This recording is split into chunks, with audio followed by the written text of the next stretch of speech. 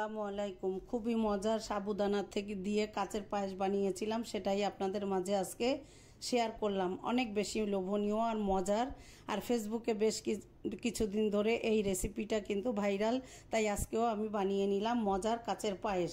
এখানে আমি half cup পরিমাণ সাবুদানা নিয়েছি, নিয়ে এটা খুব ভালো করে আমি একটা স্ট্রেনারের উপরে দিয়ে খুব ভালো করে পানি দিয়ে কষলে ধুয়ে নিচ্ছি। স্ট্রেনারের উপরে দিয়ে দিয়েছি, এতে আমার কিন্তু ধুয়ে নিতে সহজ হবে। এবার ধুয়ে নিয়ে কিন্তু আমি পানিটা পুরোপুরি ঝরিয়ে নিয়ে একটা বাটিতে রেখে দিলাম কিছু সময়ের জন্য ঢাকনা দিয়ে। এতে কিন্তু সাবুদানাটা আমার একটু নরম সফট হয়ে আসবে। আর এখানে আমি চুলায় একটা পাত্র বসিয়ে 1 লিটার পরিমাণ লিকুইড দুধ দিয়ে দিলাম, দিয়ে একটু নাড়াচাড়া করে আমি কিন্তু মিডিয়াম হিটে রেখে দুধটাকে জাল করে নিচ্ছি।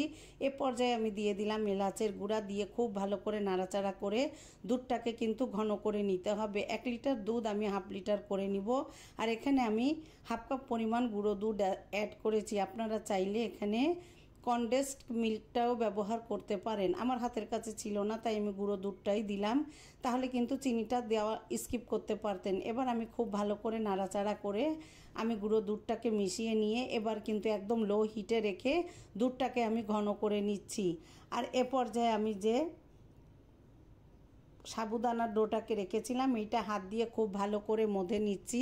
সফট একটা ডো তৈরি করব, নর্মাল যেভাবে আমরা রুটির ডো তৈরি করি সেভাবেই তৈরি করব। আর একটু সময় মধে নিলেই কিন্তু সুন্দর একটা সফট ডো তৈরি হবে। এবার আমি ডোটাকে তৈরি করে নিয়ে হাতে একটু ঘি লাগিয়ে নিয়ে আমি কিন্তু আমার পছন্দ অনুযায়ী শেপ দিয়ে নিচ্ছি। আপনারা আপনাদের পছন্দ অনুযায়ী কিন্তু শেপ দিয়ে নিতে পারেন। এভাবে আমি কিন্তু একটা বানিয়ে নিলাম, আরেকটা বানিয়ে আপনাদের একটু দেখিয়ে দিচ্ছি। আর এভাবেই কিন্তু আমি সবগুলো সাবুদানা দিয়ে এভাবে একটা শেপ দিয়ে বানিয়ে নিয়েছি। আর এটা এক সাইডে রেখে দিয়ে এবার আমি চলে গেলাম চুলায়। আমার দুধটা কিন্তু প্রায় অর্ধেকটা হয়ে এসেছে। আর আমি চুলাটা একদম লো হিটে করে এক এক করে যে সাবুদানা দিয়ে যে আমি তৈরি করেছি এগুলা এবার দুধের ভিতরে দিয়ে দিলাম, দিয়ে এবার নাড়াচাড়া করে আমি একদম লো হিটেই কিন্তু নাড়াচাড়া করব, না হলে কিন্তু তলা দিয়ে লেগে যেতে পারে। আর এটা কিন্তু আস্তে আস্তে যতটা জাল হবে উপরে ভাসতে শুরু করবে। আর এভাবে আমি এক এক করে সমস্তগুলো এখানে দিয়ে দিয়ে নাড়াচাড়া করব। খুব বেশ আলতো হাতে কিছু সময় নাড়াচাড়া করার পরে কিন্তু সাবুদানাগুলো কিন্তু উপরে ভাসতে শুরু করেছে। আর কি সুন্দর ফুলে একদম ফুলকো ফুলকো হয়ে এসেছে, অনেক বেশি সুন্দর আর লোভনীয় দেখাচ্ছে। এবার আমি নাড়াচাড়া করে এ পর্যায়ে কিন্তু আমি আমার স্বাদ অনুযায়ী এখানে চিনি অ্যাড করব। আপনারা চাইলে এই পর্যায়ে কিন্তু কনডেন্সড মিল্ক ব্যবহার করতে পারেন।